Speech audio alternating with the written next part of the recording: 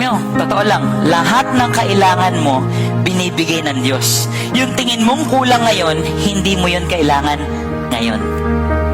Na wala kang masasabi. Wala. Malaki ang pagkukulang sa akin ng Diyos. Hindi. Kaya nga yung bukas, huwag mo intindihin yun. Bukas yun.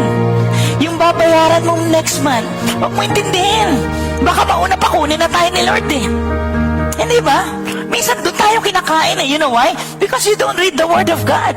You don't read yung character, yung heart ni God na gusto tayong pagyamanin ng Panginoon. Saan mo matututunan yun?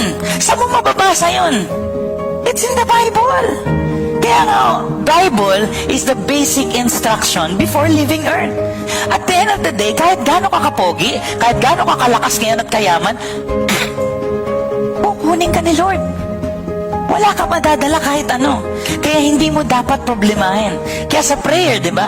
Give us this day our daily bread. Yung ngayon at mamaya may hapunan ka, praise God, hallelujah. Isipin mo lang na mas marami pa ang nasa mas mahirap na sitwasyon ngayon kesa sa'yo.